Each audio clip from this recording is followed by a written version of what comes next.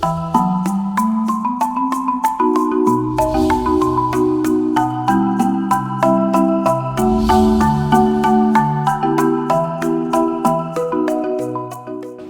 আলাইকুম। আজকে আমরা দেশের খুবই গুরুত্বপূর্ণ বর্তমানে একটি আলোচিত যেই রোগ শিশুদের হাম, এটি যেভাবে ছড়িয়ে যাচ্ছে এবং যেভাবে প্রতিনিয়ত অনেক মৃত্যুর সংবাদ এবং খারাপ সংবাদ দেশের প্রত্যন্ত সব জায়গা থেকে পাওয়া যাচ্ছে, এটা আমাদের জন্য এখন একটা মানে খুবই অ্যালার্মিং একটা ইস্যু। তো এই হাম থেকে আমরা কিভাবে রক্ষা পেতে পারি বা লক্ষণ কী কী, এই বিষয়গুলো নিয়ে আজকে আমরা আলোচনা করব। আজকে আমাদের সাথে উপস্থিত আছেন ইন্টারভেনশনাল কার্ডিওলজিস্ট এবং মেডিসিন স্পেশালিস্ট ডাক্তার এম.এ.বি. সিদ্দিক মজুমদার জাবের। সো জাবের স্যারের কাছে আমার প্রথম প্রশ্ন যে স্যার, কী কী লক্ষণ দেখলে আমরা এটা বুঝতে পারবো যে এটি হাম হয়েছে? আসসালামু আলাইকুম। এবং আসলে বর্তমান সিচুয়েশনে খুবই বার্নিং একটা কোশ্চেন করেছেন আপনি, যে আমাদের এখন হঠাৎ করে এবছরে হামের প্রাদুর্ভাব দেখা দিয়েছে।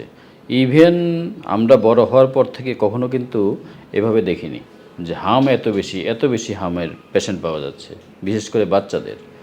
তো আসলে হামের কি কি লক্ষণ দেখলে আমরা বুঝবো? হামের প্রধানই হলো এটা হলো একটা ভাইরাস জ্বর, এটা ভাইরাস দিয়ে হয়। এবং এতে লক্ষণগুলো, প্রথম লক্ষণটা থাকে হলো জ্বর। জ্বর থাকে এবং সেটা কম বেশি হতে পারে, অনেক সময় একদম কাঁপুনি দিয়ে জ্বর আসে। এই জ্বরের সাথে আর যেটা হয়, বাচ্চারা যেটা হয় খুব টক্সিক হয়ে যায়। জ্বর আসলে বাচ্চারা তো খুব টক্সিক হয়। এছাড়া যেটা হয়, কাশি হতে পারে জ্বরের সাথে, সাধারণ সর্দি কাশি, বিশেষ করে নাক দিয়ে পানি পড়া, সর্দি যেটা আমরা বলি এটা। এবং তার পাশাপাশি যেটা হয়, আমরা বলি যে আই কনজেশন, অর্থাৎ চোখ লাল হয়ে যায়, অনেকটা চোখ ওঠার মতো, চোখ লাল হয়ে যায়। প্রধানত এই তিনটি লক্ষণ। এবং 2-3 দিন পর বা 3-4 দিন পরই দেখা যাবে কি শরীরে র্যাশ, দেখা যাবে ছোপ ছোপ দাগ হচ্ছে, লাল লাল দাগ হচ্ছে। সাধারণত এই র্যাশটা শুরু হয় মুখ থেকে, বাচ্চাদের মুখ থেকে, কানের পিছনে, এই জায়গাগুলোতে র্যাশটা আগে আসে, পরে আস্তে আস্তে র্যাশটা সারা শরীরে ছড়ায়া যায়। এবং এই সময়ে বাচ্চারা খুব টক্সিক হয়ে যায়। আরও কিছু কিছু লক্ষণ হয়, যেমন শরীরে ব্যথা বেদনা দেখা দেয়। তবে প্রধানত যে WHO ক্রাইটেরিয়ার মধ্যে এই তিনটাই কথা আছে: জ্বর, নাক দিয়ে পানি পড়া, চোখ লাল হয়ে যাওয়া, 3-4 দিন পর থেকে র্যাশ আসা। এই 4টি লক্ষণকে আমরা হামের প্রধান লক্ষণ হিসাবে বিবেচনা করে থাকি। হাম তো আগেও ছিল, কিন্তু এত মৃত্যুর সংবাদ তো আমরা কখনো পাইনি। তাহলে এই বছর মানে এটা কেন এত অ্যালার্মিং ইস্যু হিসেবে দাঁড়ালো, এটা একটা কোশ্চেন। আর একটা কোশ্চেন হচ্ছে আপনার, এটা কখন একটু কমপ্লিকেশনের দিকে যাচ্ছে? ঠিক আছে, মানে কখন এটা মানে আমরা বুঝতে পারবো যে আমাদের সন্তান বা আমাদের শিশুদেরকে হাসপাতালে নিয়ে যেতেই হবে, এটা আমরা কখন বুঝবো? খুব সুন্দর কোশ্চেন। যে আসলে এই যে প্রথম লক্ষণগুলো যেগুলো, জ্বর, নাক দিয়ে পানি পড়া, চোখ লাল হয়ে যাওয়া, র্যাশ ওঠা, এগুলো সাধারণত চিকিৎসকের পরামর্শ নিয়ে আমরা বাড়িতে চিকিৎসা করে থাকি। তাহলে কখন আমরা বাচ্চাদেরকে হাসপাতালে নিব, কখন ভর্তি করতে হবে? হামের কিছু কিছু কমপ্লিকেশন আছে। যেমন হাম থেকে যেটা খারাপ হয় সেটা হলো নিউমোনিয়া হয়, অনেক সময় নিউমোনিয়া হয়, এবং এনকেফালাইটিস, অর্থাৎ যখন হাম ব্রেনে ইনফেকশন করে তখন। তো কি হয়, এই সময় বাচ্চারা অজ্ঞান হয়ে যেতে পারে, খিঁচুনি হতে পারে বাচ্চাদের। যদি নিউমোনিয়া হয়, খুব কাশি হবে, বুকে ব্যথা হয়, শ্বাসকষ্টের মতো হতে পারে, যে বাচ্চা স্বাভাবিকভাবে শ্বাস নেওয়ার কথা, সে শ্বাস নিতে পারছে না। এছাড়াও কি, জ্বর এত বেশি, বাচ্চা খুব টক্সিক, বমি করছে, বাচ্চাকে ঠিকমতো খাওয়ানো যাচ্ছে না। এই লক্ষণগুলো থাকলে বাচ্চাকে অবশ্যই হাসপাতালে নিতে হবে। এবং সাধারণত হামে মৃত্যু হয় বেশি বাচ্চাদের। হাম কিন্তু বড়দেরও হতে পারে, আমাদের ধারণা শুধু বাচ্চাদের হয়, শুধু বাচ্চাদের না, হাম বড়দের হয়। তবে বড়দের ক্ষেত্রে এই সমস্যাগুলো হওয়ার সম্ভাবনা অনেক কম, কিন্তু বাচ্চাদের ক্ষেত্রে এই সমস্যাগুলো হওয়ার সম্ভাবনা বেশি। এজন্যই আমরা বাচ্চাদের ক্ষেত্রে বেশি সতর্ক থাকতে বলি। অনেক ক্ষেত্রে মানে আইসিইউতেও নেওয়া লাগতেছে, এটা কোন সিচুয়েশনে আইসিইউতে নেওয়া লাগে এটা আমাদেরকে একটু জানাবেন। বাংলাদেশে আইসিইউ অনেক স্বল্পতা আছে, সেই ক্ষেত্রে মানে আমরা আগে থেকে কিভাবে সতর্ক থাকতে পারি, এটা একটা বিষয়। আরেকটা বিষয় হচ্ছে আপনার হামের টিকার সাথে আর কি সম্পর্ক আছে, এই দুইটা বিষয় যদি আমাদেরকে একটু মানে জানাতেন। আসলে এই যে এবার হামের প্রাদুর্ভাব হলো, তার মূল কারণ কিন্তু গত 2 বছর আমাদের দেশে হামের কিন্তু টিকা দেওয়া হয়নি। হামের টিকা আমরা কিন্তু সরকারিভাবে পেয়ে থাকি। অর্থাৎ আপনি যদি নাও জানেন যে এটা কিসের টিকা দিবেন, আপনি বাচ্চাকে নিয়মিত আপনার যে প্রাইমারি হেলথ সেন্টার থাকে, উপজেলা স্বাস্থ্য কমপ্লেক্স বা ইউনিয়ন স্বাস্থ্য কমপ্লেক্সে, ওখানে কিন্তু টিকার ব্যবস্থা থাকে। এবং আপনি জানেন বা না জানেন, শিডিউল অনুযায়ী আপনার বাচ্চা কিন্তু টিকা পেয়ে যাচ্ছে। যে কারণে হাম কিন্তু আমাদের দেশ থেকে প্রায় নির্মূল করে ফেলেছিলাম। গত 23-24 সাল পর্যন্ত কিন্তু আমাদের টিকার কাভারেজ ছিল 95%। এখন এই টিকার কাভারেজ, আজকে আমি প্রথম আলোয় একটা নিউজে দেখলাম, টিকার কাভারেজ হলো 65%। এবং হাম খুবই ছোঁয়াচে একটি রোগ। এটিকে মোটামুটি নিয়ন্ত্রণে রাখতে গেলে অন্তত 95% শিশু টিকার আওতায় আনতে হবে। তো এই যে আমাদের একটা গ্যাপ পড়ে গেল, এর সাথে আসলে আমাদের কিছুটা অসচেতনতাও আছে। যেমন কোভিডের পরে, মানে বিশেষ করে পেশেন্টদের মধ্যে তো আমি দেখি অনেকের মধ্যে টিকার প্রতি একটা রিলাক্টেন্সি কাজ করে। আমাদের যে সোশ্যাল মিডিয়াগুলো, এখানে কিছু কিছু ভ্রান্ত ধারণা প্রচার করা হয় যে টিকা যদি আপনার দেওয়া হয় এই সমস্যা হইতে পারে, আমরা টিকা দিব না। এটাতে কিন্তু একটা নেগেটিভ ইমপ্যাক্ট আমাদের বাচ্চাদের উপর পড়েছে।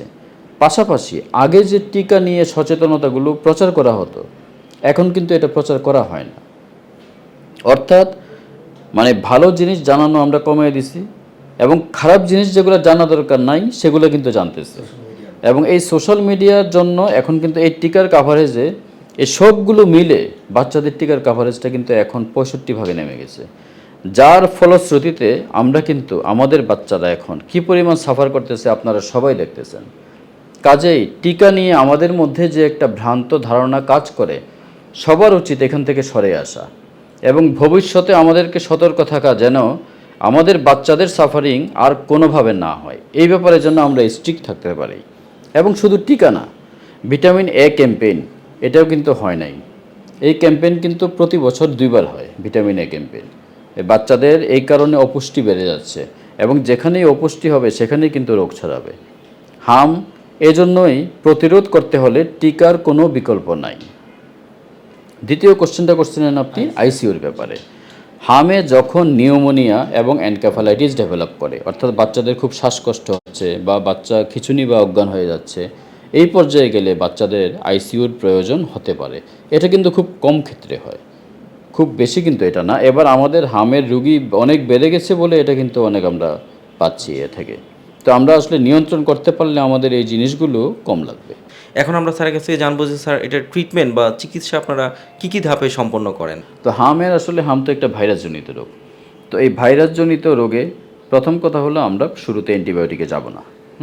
যাবে, যেটা আমাদের খুব টেন্ডেন্সি থাকে যে একটা জ্বর বা কিছু একটা হইলে আমরা আগে একটা অ্যান্টিবায়োটিক খাওয়াই দিই।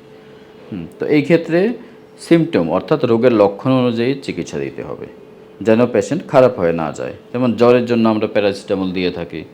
কাশি হলো, এক্ষেত্রে কোনো একটা অ্যান্টিহিস্টামিন আমরা চুজ করে থাকি। সেটা হতে পারে ফেক্সোভেনাডিন, হতে পারে ডেজলোরাটিডিন, যে কোনো গ্রুপের একটা অ্যান্টিহিস্টামিন আমরা দিব। এবং যেটা গুরুত্বপূর্ণ সেটা হলো বাচ্চার পুষ্টি মেনটেন করা।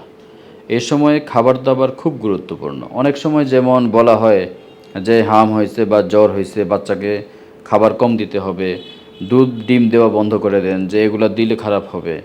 তারপর দেখা যাচ্ছে মাছ মাংস খাওয়াচ্ছেন না। এগুলো কিন্তু ভালো কিছু হবে না, এটাতে খারাপ কিছু হওয়ার সম্ভাবনাটা বাড়বে।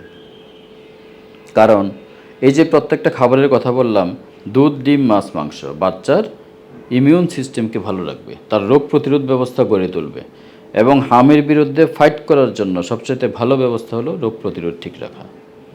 এবং ভিটামিন এ ক্যাম্পেইন চলে আমাদের দেশে। এই ক্যাম্পেইনের সময় বাচ্চাদেরকে ভিটামিন এ ক্যাপসুল খাওয়াতে হবে, এগুলো মেনটেন করতে হবে। তারপর যেগুলো আগের ভিডিওগুলোতে আমি বললাম যে যদি কমপ্লিকেশন ডেভেলপ করে নিউমোনিয়া বা এনকেফালাইটিস, এগুলোর চিকিৎসা তো হাসপাতালে করবে, এগুলো আসলে এখানে আলোচনার দরকার নেই।